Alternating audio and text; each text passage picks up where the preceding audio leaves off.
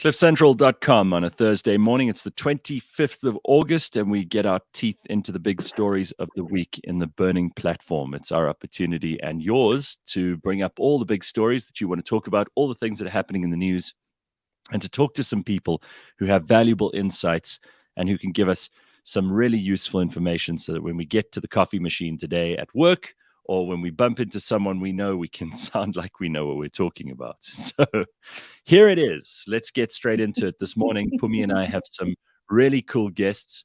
Pums, the first among these is someone who's new to the show and someone I've been very pleased to have on this morning because, as I said, I read his book not so long ago about his father. So his name is Lukhanyo Calata. He is, of course, a journalist and author, has worked as a TV news correspondent, a radio presenter, and an actor. His father, Fort Calata, was a victim of assassination in 1985 by the apartheid government when Lukhanyo was just 3 years old. He was one of the famous Craddock Four. He was raised by his grandfather, Reverend James Calata, who was well known as an ANC Secretary General and also a Rivonia trialist. So Lukhanyo has good credentials. He has really, really strong struggle blood flowing through his veins. And he is one of the SABC 8. So in his own lifetime, he has been someone who stood up to the public broadcaster against the censorship that was imposed by Hlaudi Motsoeneng, remember all those years ago, and the capture of the newsroom. And he's currently the politics editor at Newsroom Africa. So, Lukhanyo, it's a great pleasure to have you on the show this morning, and thank you for making time for us. Gareth, thank you very much. I appreciate you inviting me and for making this space to have me on. No, thank you. I'm thrilled to have you in, and really, your book about your father was absolutely incredible. I read it last year, and I think we tried to get hold of you then, but maybe you were busy with Newsroom Africa, and I can't remember what happened. But nonetheless, we can get into some of that this morning as well. Okay. So, congrats on all of the successes that have happened since you stood up to the SABC. We're going to talk a little bit about whistleblowing later on. It's actually something that our other guest brought up when we were talking just a couple of days ago. His name is Moeng. He is well known to our audience here at CliffCentral.com. He's the founder of Don Valley Reputation Managers, as well as a freelance writer and a columnist. And he's a regular favorite on the Burning platform and sometimes gets censored for his views by Twitter, but always rises to the top afterwards. Moeng, nice to see you, Sally. Hello, guys. I'm very happy to be here, and nice to see Lukhanyo again. Hello. Oh, very good. Hi, Sally. It's good to see you too. Yeah. So, guys, let's just talk about whistleblowers. I know that Tuesday marked the day, the anniversary of the death of Fakey Mentor, who, of course, is Babita. Yes, and Babita, both of them. Fakey died 2 days ago. Yeah, that's correct. Fakey died. Yes, Fakey died 2 days ago, and it's the anniversary of Babita's death. These two, both famous whistleblowers.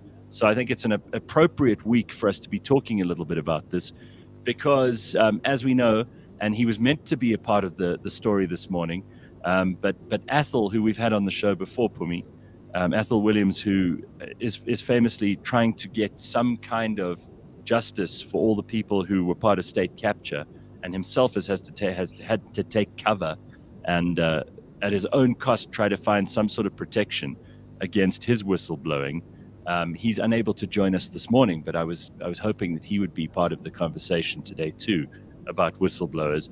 It seems that there are lots of brave people in South Africa who are willing to stand up, as you did, Lukhanyo, as you have too, Solly, in many occasions and circumstances. But there's no protection given to these people whatsoever. Once you do this, you're on your own, right? Yeah, you're definitely on your own.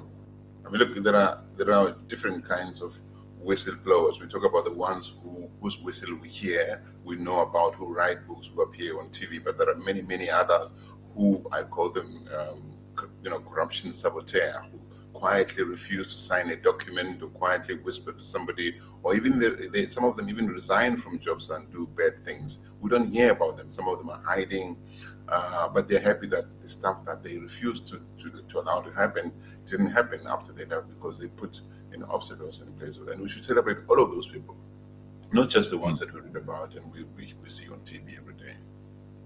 Well, Lukhanyo, famously, I mean, you were one of the SABC 8, and it couldn't have been easy to stand up to someone who was as demonstrative as Hlaudi Motsoeneng was at the time.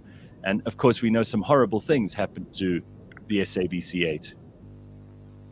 Yeah, Gareth, some really terrible things happened to us. And I think the worst of them was the death of Sunafenta, and Yes. how the lead up to her death, was marked by kidnappings, was marked by, the tires of a car being slashed, was marked by fear and intimidation and harassment. And, I think all of us at one stage, we had received death threats. And I can tell you that there's nothing as bad as receiving a death threat. While it may not necessarily, for me at least, while it wasn't that bad for me personally, there's always the thing that, I have a son who was about 4 or 5 years old at the time. I had a wife. And what scared me the most was how these guys could potentially harm my family, as they, were trying to silence me and all of that. So for me, that was the scary part. And the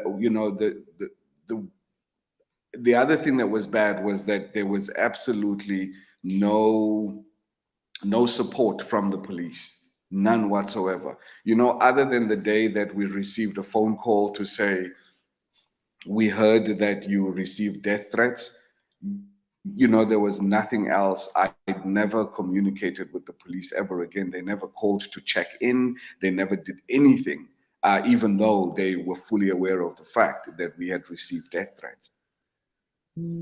Maybe just even before we continue further down this, because the idea of whistleblowing, and we know the intimidation that a lot of people have been faced with, and it's been spoken about and written about.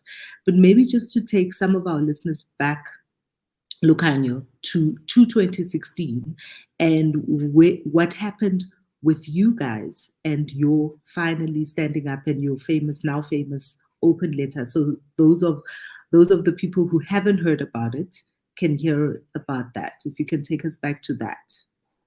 All right, I appreciate that. So look, there was the censorship at the SABC had really started, for me at least, had really started around 2014, where, we weren't allowed, for instance, to use footage related to the EFF and their famous moment in Parliament when they stood next to their desks and they were chanting, "Pay back the money."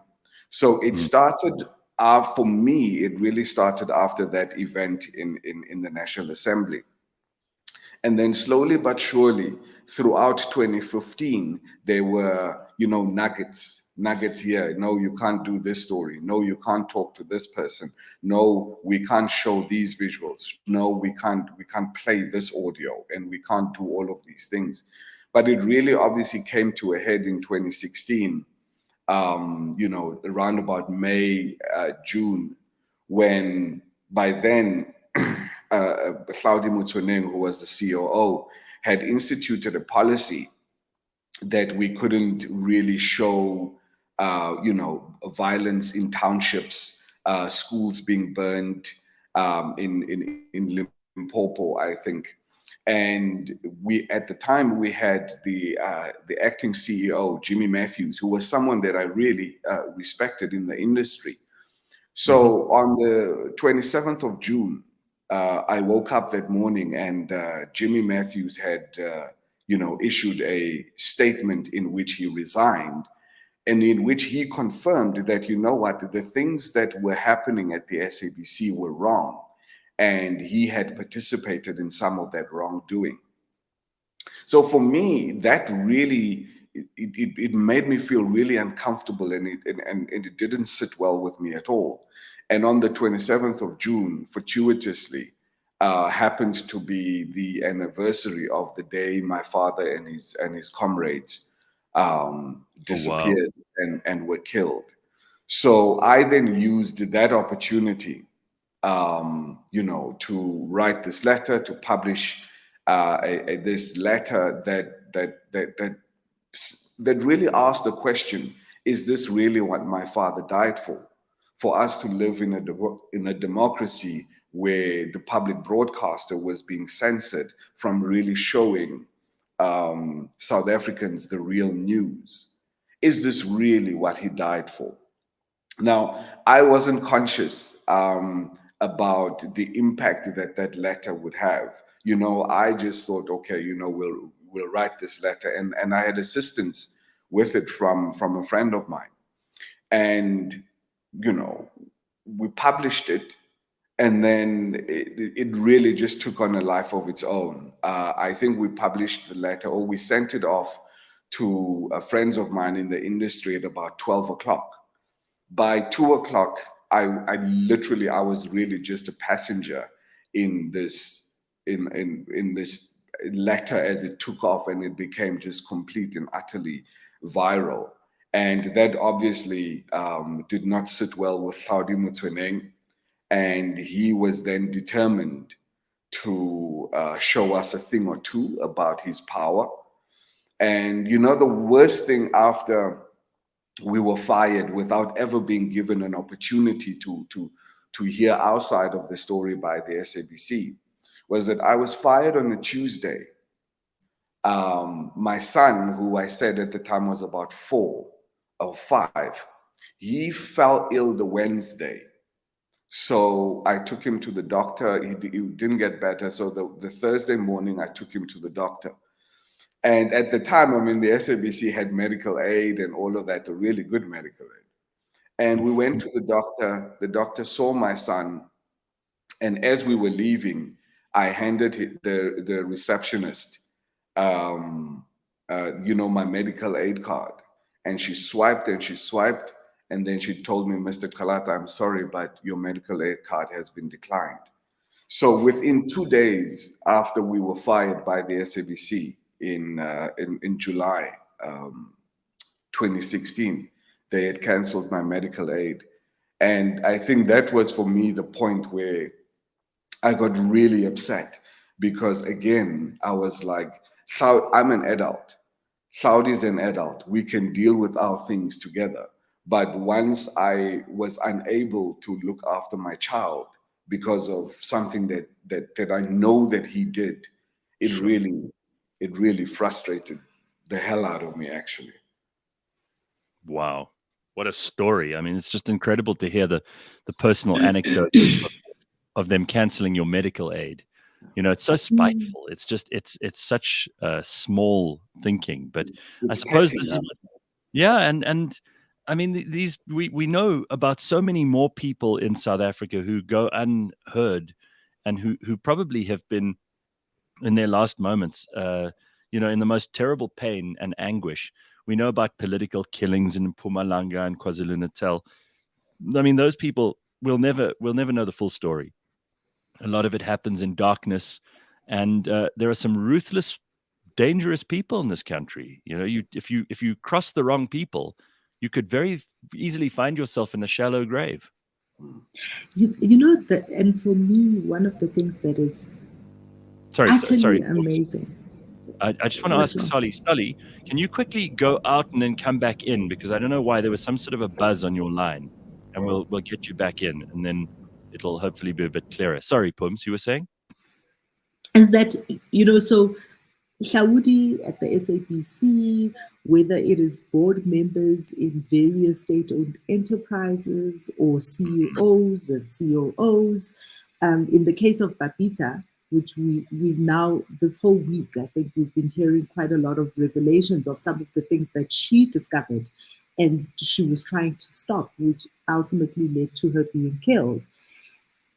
On the one side, it's that, right? It's those people who have that kind of political connection and the abuse that they mete out on just civil servants who are just trying to do their job.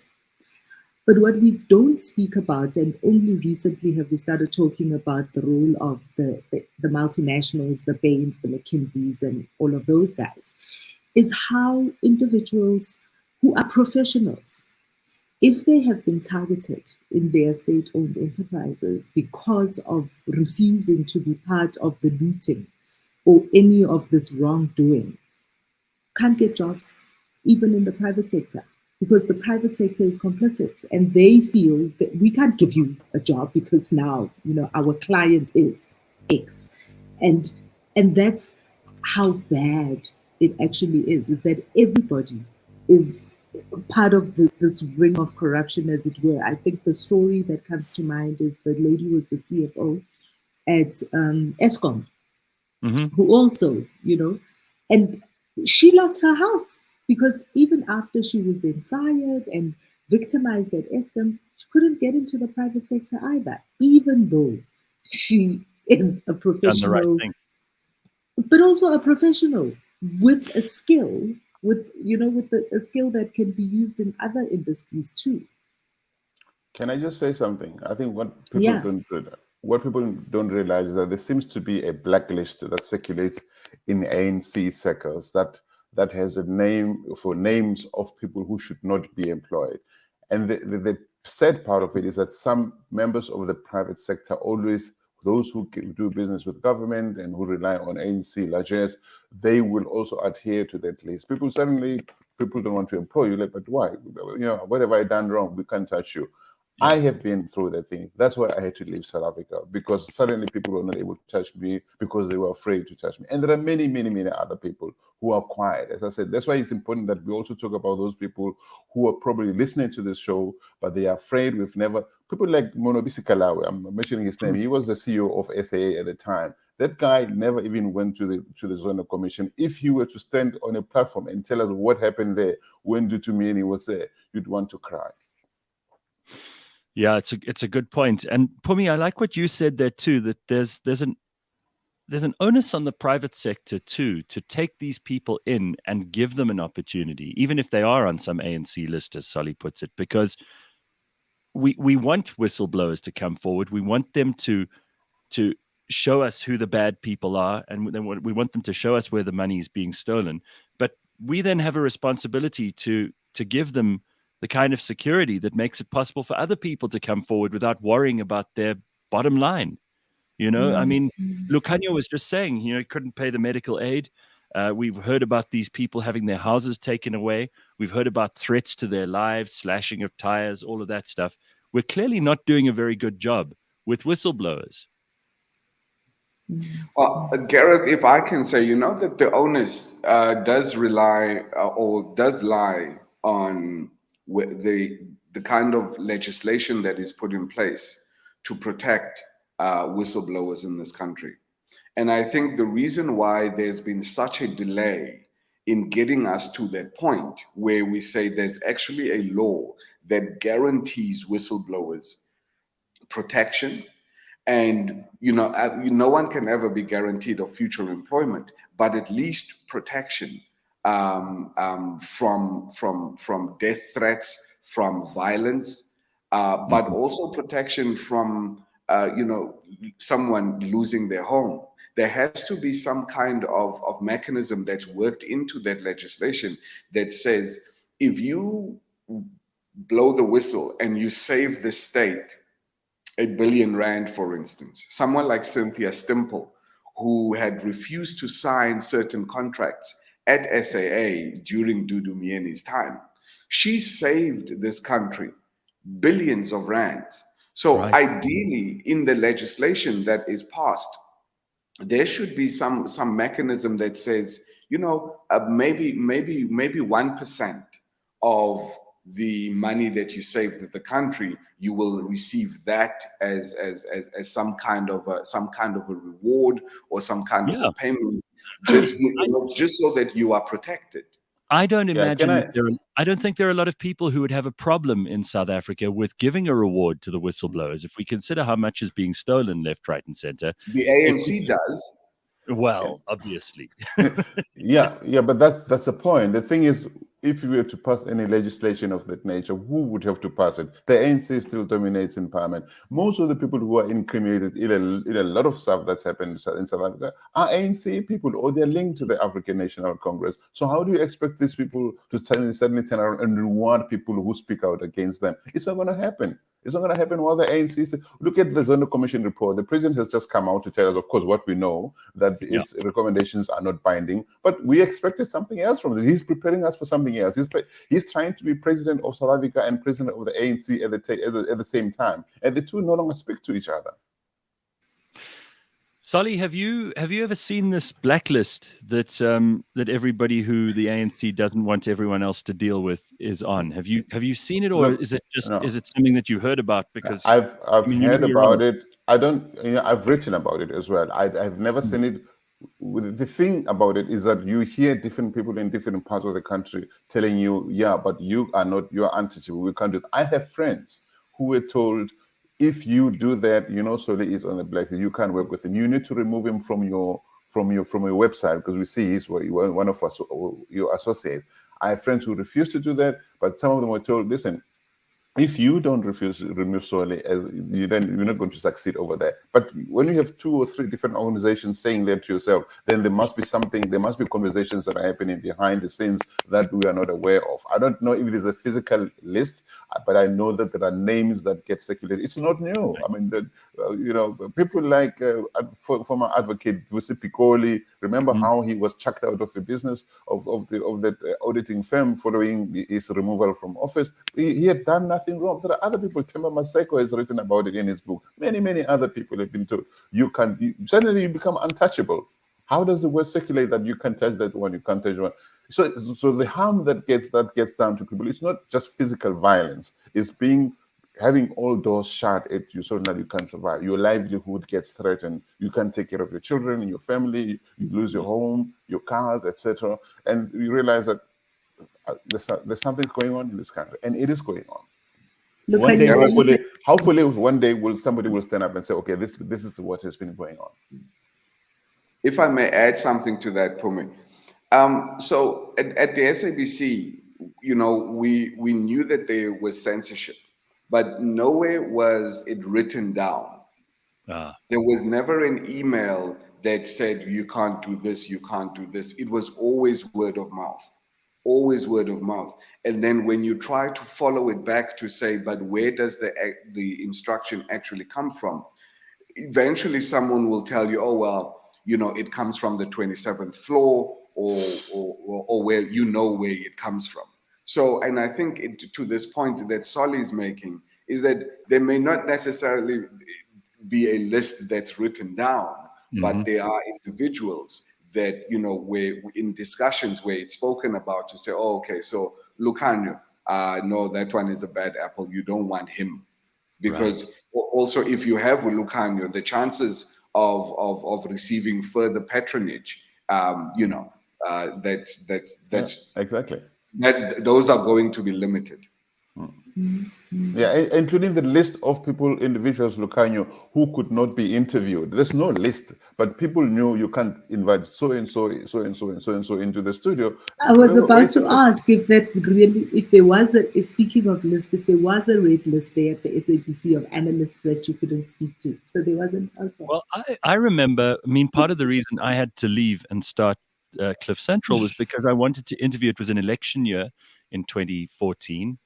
And I was not allowed to interview Julius Malema. It was never written down. It was never sent to me in an email. But if I gave him any airtime, then I would have been in trouble. And I thought, this is not right. There's a new party. Remember, he just launched the EFF. Right. And all the attention and all the interest was on the EFF at that point. I was allowed to interview ANC people who ironically never came, because they didn't have to. They felt that they were too good to do interviews. DA people, fine, no problem. Any of the others are good, but EFF, not allowed. Persona non grata. So it is a thing. And you're right, Lukhanyo. You don't write these things down. Otherwise, you can be traced. They can figure out who sent the command. And we know that these commands come from up high, and those people don't want to be implicated. So shortly after we were returned to work in 2016 in August, I had the opportunity to then, come up to Joburg and come up to Auckland Park. And it was my first time coming to Auckland Park. And I remember walking the floors and people were warm and were very, gracious towards me, and I appreciated that. And I remember walking down one of the floors, one of the aisles, and looking out and having this incredible view of the city of Johannesburg. And I remember thinking to myself, if you are not grounded as a person in yourself, if you are, not aware of who you are, in terms of what it is that you're capable of and what you're not, and all of those things, it's easy for you, if you're running the SABC, to believe that this is your space and that you can do whatever. And I remember looking out of the window and thinking, that is probably Cloudy's problem. He thinks that because he runs the SABC and he has this beautiful view of Johannesburg, that he thinks he's this person that can do whatever he wants to with other people's lives. And I remember feeling quite sorry for him, because I knew that ultimately there was going to come a time where the situation that we were in would correct itself, and that he would find himself outside of that office that he occupied at the time. And I wondered where he would end up when he no longer has the protection of the African National Congress.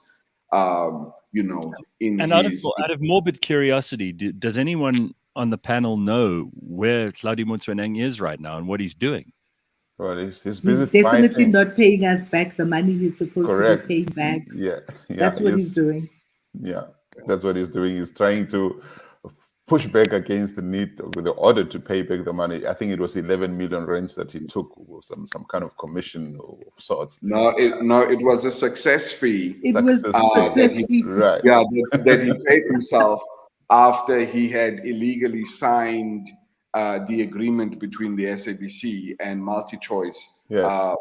Which obviously allowed MultiChoice the archives of the SABC. Yeah, but I mean, just like the gentleman from ESCOM, it's not going to keep fighting this war forever. They've now added interest to the amount that he pays, that he owes. The longer he stays without paying it, the more he's going to end up having to pay back. They'll take his house. Who knows? Wow. People must go to jail. I've had this. I've said this on the show before, and this is my view. Right? Is that people must go to jail. People, of course. Of course, I want the money back. Of course, I want us to have our money back. That money can be spent on so many other things that are not skinny jeans. But also, people must go to jail. Absolutely. Right? So over and above, because it seems to be a trend, like we see it 2 weeks ago. No, on Saturday. One of the judgments also came back of something like 134 years. One of the guys who had TERS, that UIF money that was supposed to have been spent on. Right. He must pay back the money, and then then a suspended jail term. I'm like, the jail term must not be suspended. People must be in orange overalls. That's what we want to see. Absolutely. We live in a country of no consequences, and that's what I'm saying in this article, my article this week. We're saying people are getting away with so much. It's no longer just ANC politicians, but people on the ground. People just do stuff. People throw paper. They break stuff. They look at a piece of The really scary thing about this is it seems that we live in a country where there are no consequences, but only if you do really bad things. Like if you steal billions, then nothing happens to you. But the ordinary person is arrested by, the police for, I don't know, selling drugs on the street corner or something. They go to jail and they sit in jail for a long, long time. And it seems that the smaller your crime, the more punished you will be. And the larger your crime and the more corruption and the more money you steal, the better off you'll be. Lukhanyo? Gareth, just on that, I have this theory that is a legacy, unfortunately, that we got from the apartheid days. I think when we moved over into a democracy in 1994, the thing that the ANC failed to do at the time was to hold the people who had committed crimes against our humanity accountable for those crimes. We gave an amnesty, right? I mean, we had that Truth and Reconciliation Commission, which did some things, but not enough. And I mean, in cases like your father's, no one ever paid a price for that. Exactly, Gareth. Exactly. So now we live in a country where you can kill someone or people as brutally as what they killed my father and his comrades, and never be held accountable for having committed those crimes.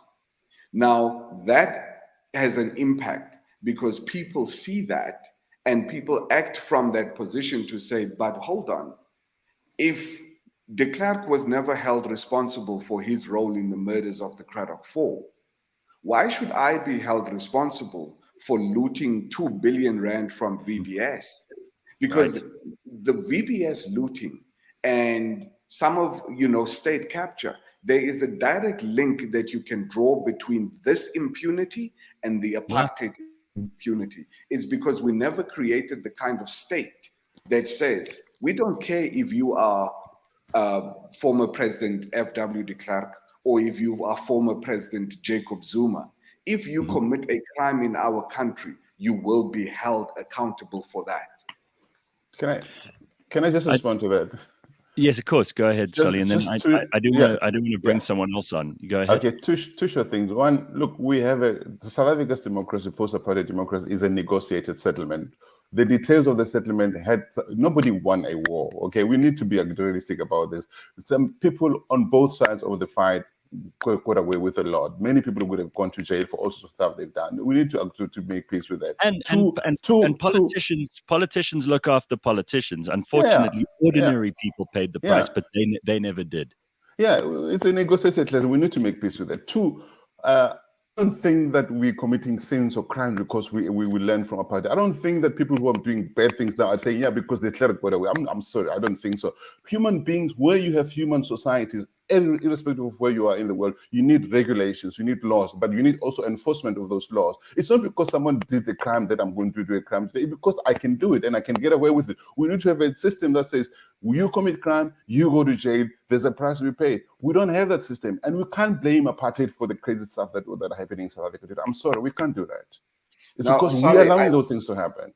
Sorry, I'm not blaming apartheid. What I am saying, and I think to some extent you agree with me, is the fact that we never created the society that implements those laws, that puts justice as one of the top tenets of our country, that says if you had committed crimes under apartheid, right, you will be held responsible for those crimes, so that we are able to see, so that everybody knows that if you commit a crime in this country, whether it was under apartheid or under a democracy, you will be held accountable. Period. There's no negotiation. There's no discussion around it. If you commit a crime, you're held accountable. That's it. I'm not saying that we're blaming apartheid. I'm just saying that. So I was actually just looking. I was just looking up now because I couldn't remember the name. So Santiago Rivera's 98 years old. 98 years old in July 2022, sentenced to 19 years imprisonment because he was part of. Look, but at 98 years old, still put under trial in Argentina, and he's still going to prison because of a crime that was committed in 1976. Yeah, but so, guys, we no, can't but. I want to park this for a minute, everybody. I just want to bring on Athol Williams. I mentioned earlier that he wasn't going to be able to join us. He has made a plan, and I'm very grateful. So, Athol, welcome. I'm so glad that you could be a part of this discussion this morning. We've got Lukhanyo, we've got Solly, we've got Pumi, and Athol Williams now. Athol, it's been a while. I haven't spoken to you since December last year when we talked about whistleblowing and we talked about the situation you were in. And obviously, you've become a bit of a national hero since then, but it's not as if your life has got better. In many ways, it's become much, much worse. Give us an update, first of all, on how you're doing, and tell us what's been happening, what vultures have been swirling around recently. Hi, Gareth. Morning, everyone. The strange thing, this thing about national hero, I keep saying, don't call me a hero and then treat me like a leper.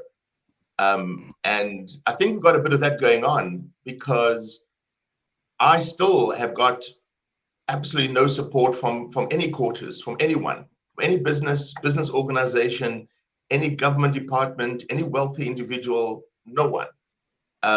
And so I continue to live in fear. I got another warning yesterday about my life being in danger. It's the third one I've now had. And so nothing's changed except that I keep campaigning. I've been working here, continue working with authorities in South Africa, collaborating, providing evidence. I'll be a witness when those cases go to prosecution. So that's the SIU and with the NPA. And I'm campaigning, speaking to the UK government, to the EU government, because I think that's what justice demands. It demands that some of us, when you can and are able to, should speak up. But I think it's heartbreaking for me, and I don't use that word lightly because I am heartbroken, is that our government, the presidency, the ambassador in the UK, none of these people have even reached out to me to see how I'm doing, to see how they could help. Now, you obviously, and I think everybody on this panel is we understand that this must be a very, very difficult time for you. Lukhanyo understands this in a very real way because he went through it with the SABC 8 as well.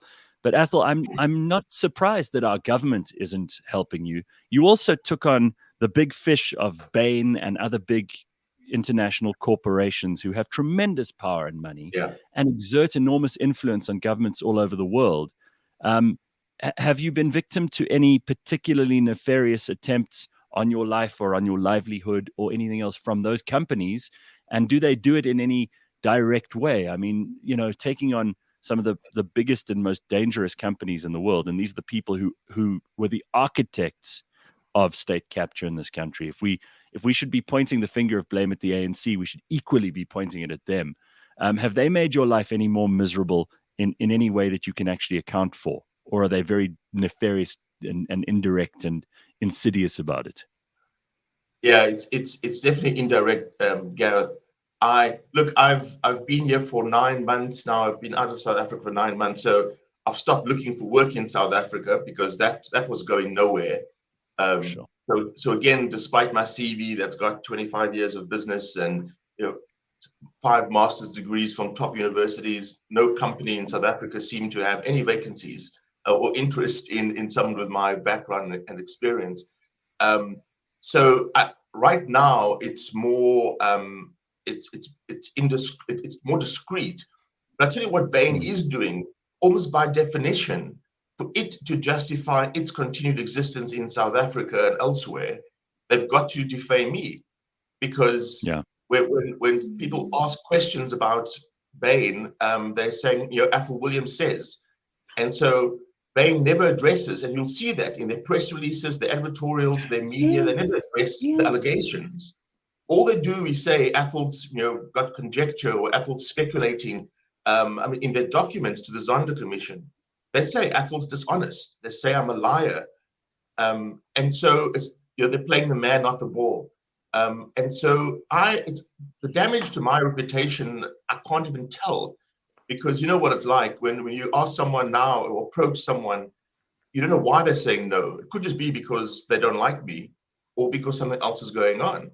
And just one last point on that, Gareth, just to this idea again of how we treat whistleblowers. We know we could, as we've done in our country, we would exert violence against them, or we discredit them. And Lukhanyo will know about this discrediting that goes on.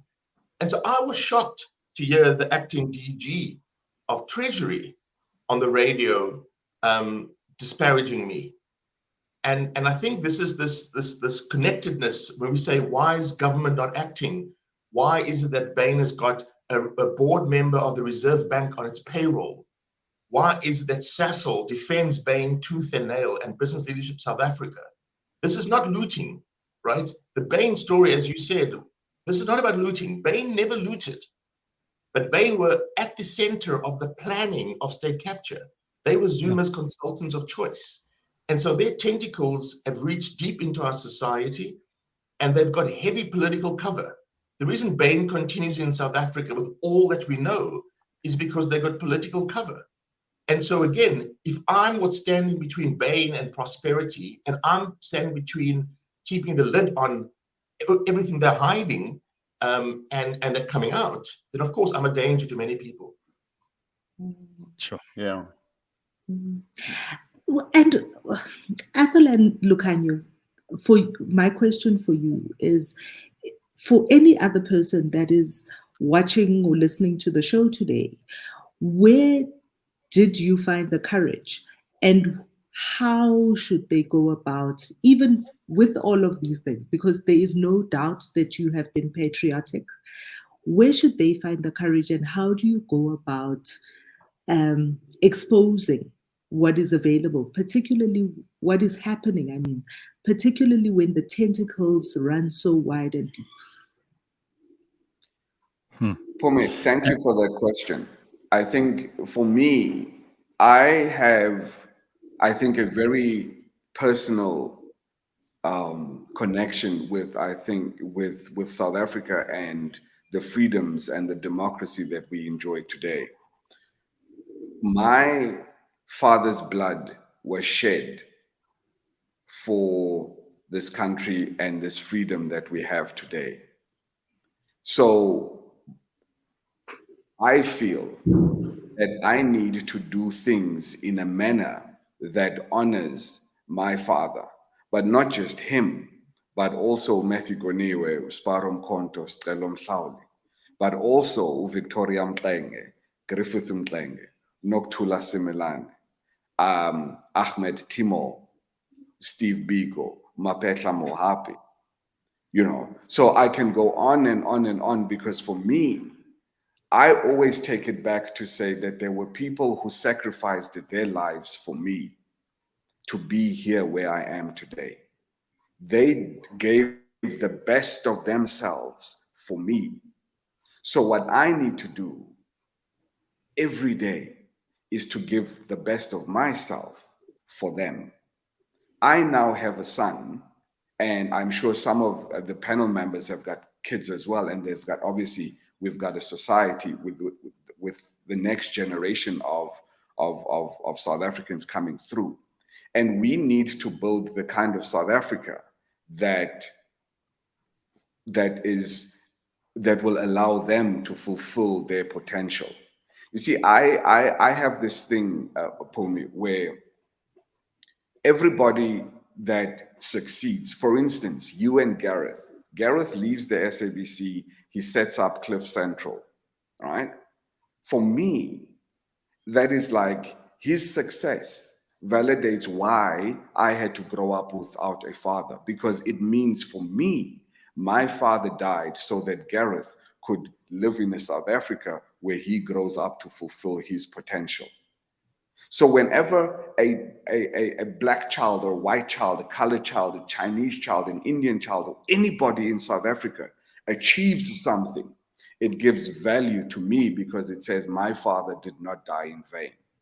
So I take what I do from that perspective, and everything that I do is then informed by that. I know it's a little bit convoluted, but that's really like my ethos in life. And it's from that perspective where I then draw my strength and my courage to do the things that I need to do. Athol, I mean, would you do it all again? Because I know how much suffering and deprivation this has brought for you and continues to. Would you do it all again? Or would you say to whistleblowers, guys, I got to be honest with you, in my lowest moments, it wasn't worth it. My life was better before I did this? That's a difficult question to answer, Gareth, because it feels like the heroic thing to say is, oh no, I'll do it all again. I'll accept the wounds and the pain and the broken bones again. And it's horrible going through the pain and the darkness, and where I am now being removed from my family and my home and my community. So I wouldn't want to do it all again. I do think in South Africa, it's actually unethical to encourage someone to be a whistleblower, because they're walking into danger. And I don't think we should encourage anyone to self-harm. So I'm hoping that when I am called to do it again, I will do it again. But by then, we've got the right support around whistleblowers. Because right now, there's nothing. Right now, not only are you ostracized or treated with hostility, but there's actually no one backing you up. And those resources are beginning to be developed in South Africa, which is encouraging. But generally, you are left on your own. And that's a perversity to me. It's a bit what Lukhanyo is saying. For me, I take this idea of being a citizen very seriously. I say I enjoy great benefits of being a citizen, but there are also responsibilities of being a citizen. And part of that is for me to do what I can do to fulfill the promise of what our democracy is. And so that's what drives me. What astounds me, absolutely astounds me, is that not many others share that view. And so, I thought I was walking into battle, and to my left and to my right and behind me would be, brothers and sisters saying, "We're with you, Athol." And still today, very few are willing to do that.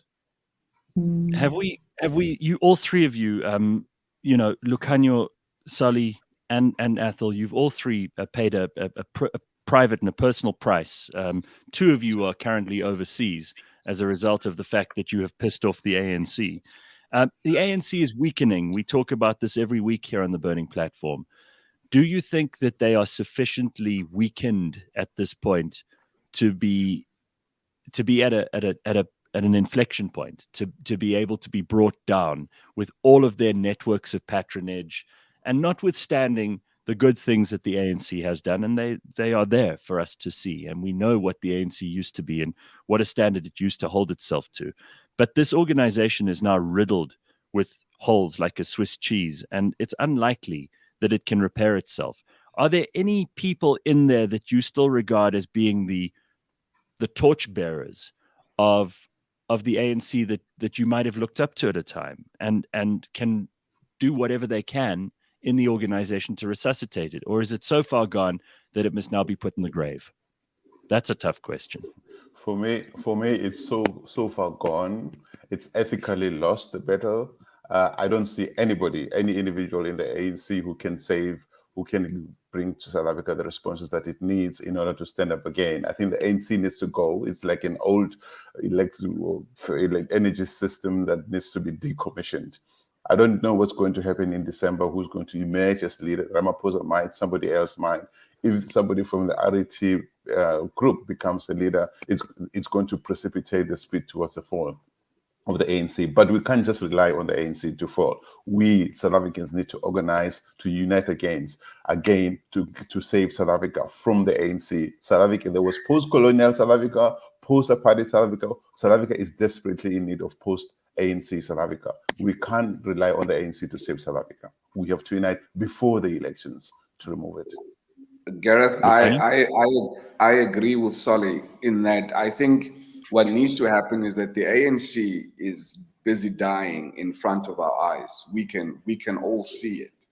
What we need to do is that we need to relieve the ANC of that power, and then we need to allow it to go into a corner and go and die. Because if the ANC dies while it is in power, it's going to drag us as a country along with it. Yeah. Right? So what we as South Africans need to do is that we need to relieve it, to say, okay, we will now relieve you of power, but we are going to allow the natural process of your death to continue. That's what we need to do. I agree. I just a slightly different view. I don't disagree with anything anyone said. It's, my sense is the ANC is a problem, not the problem. And I've said the same of Bain and all the other companies involved. They are a problem, not the problem. Because I've been wondering about what's happening in our country, and the best I can understand it or describe it is an erosion of our moral fabric. There's something that's been breaking and eroding over time to the point where now it's okay to just go and beat up a gogo and take her pension money. It's okay to just go and sexually abuse a 5-year-old. It's okay, and then et cetera, all the way up to state capture and massive corruption. So I worry that, either we're going to have this bloody revolution, and the only way to stem it is not get rid of the ANC or get rid of Bain. It's to have this moral revolution that I think we need. And yes, that stems partly from leadership of our country. But I think we as South Africans I'm willing to go as far as saying any of us would have done what Moeng did. Any of us would have done what some of these people involved in corruption would have done. Because at heart, there's a sense of greed, but also a sense of we don't care about the other. When I jump a red light in the traffic, early morning traffic, it's because I think my time's more valuable than yours. Fumi, I saw you wanted to come in there. No, it's the thing I say on the show all the time is that South Africans at our core, we are rule breakers. We don't like following the rules. We don't follow the law. So jumping the traffic lights is one of the things that we do.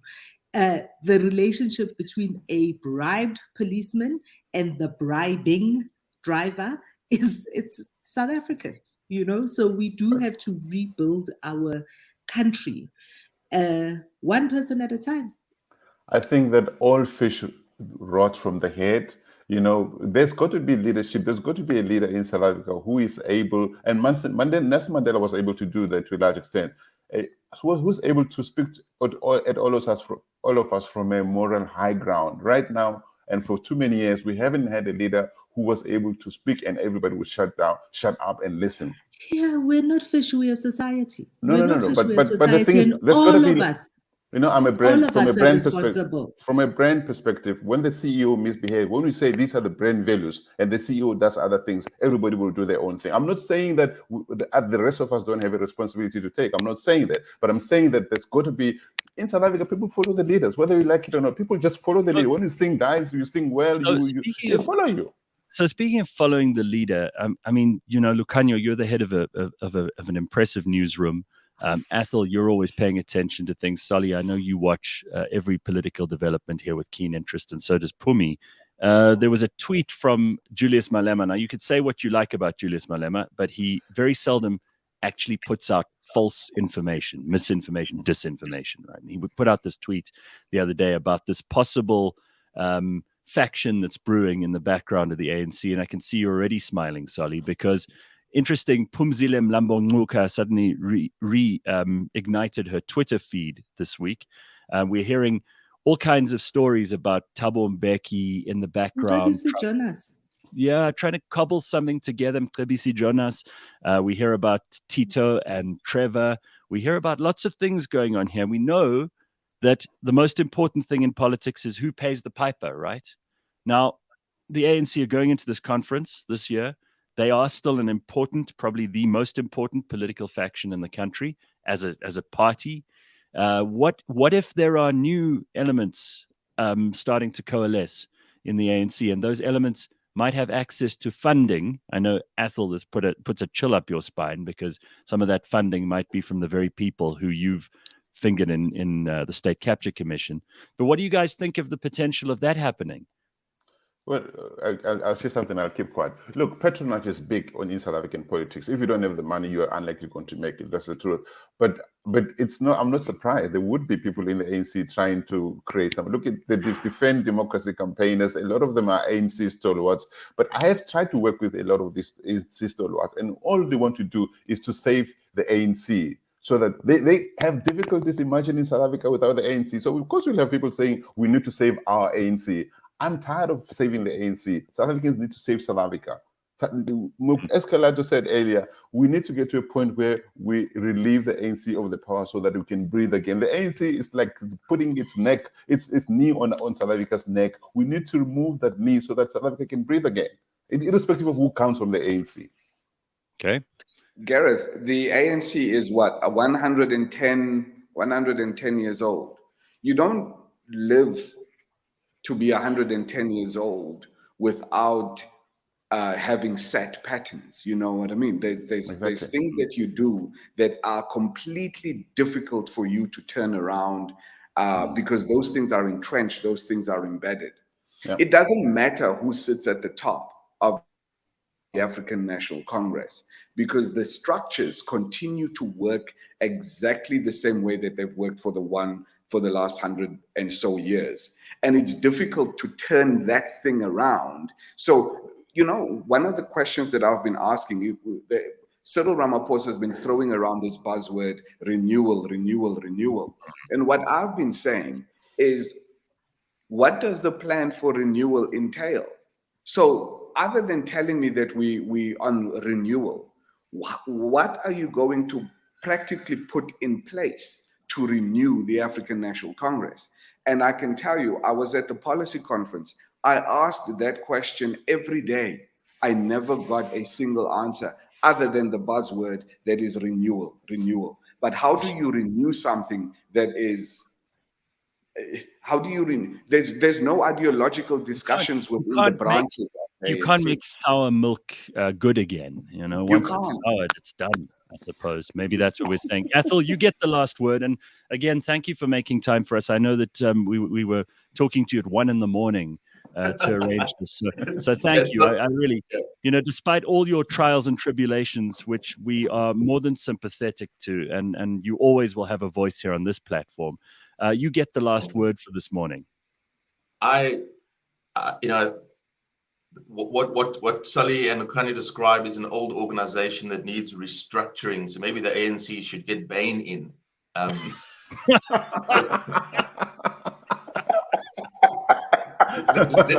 me close on a less cynical comment, perhaps. I think it is important. You know, I'm a philosopher, and so I'm not a public policy person, and so I'm allowed to be slightly, you know, in the air. But I do think at root, we as individuals, and I think whistleblowers are the example of this, and investigative journalists are examples of this. We as each individual must say, what am I going to do, right? And I think we've got, social media makes it so easy for us to say what they must do. Look what they must do, and we're experts at that, right? But very few of us say, this is what I'm willing to do. And, you know, and I think powerful things happen when we say, hey guys, this is what I'm doing. Because I think that's how we overturned apartheid, which was impossible to overturn, right? It's people, you know, 20,000 women marched on the union buildings. That's profound. Today, we can't get even, you know, 2,000 together to take any such visionary action. And so, you know, for me, I think things need to happen when we start saying, I must do something, as opposed to how can I jump on this bandwagon to enjoy what the others are enjoying. Yeah, absolutely. Pumi loves this because that's exactly what she says every week on the Burning Platform, that it is up to you and me. So, gentlemen, and Pumi, thank you so much. Lukhanyo, it's great to have you on the show this morning, and best of luck with Newsroom. I think you guys are doing a terrific job to also forward great journalism. And we hope to have you again soon. Sully, as always, you and Athol, you know you always have a place here for whatever you want to vent about, whatever issues you think you need to bring to the fore. And we'll take whatever punishment comes as a result of that, right? This is one of the places. Comes with the territory. Yeah. For sure. Pums, thank you, gentlemen. Very good. Thanks, everybody. Bye-bye. Thank you. Thanks, Gareth. Thanks, Pumi.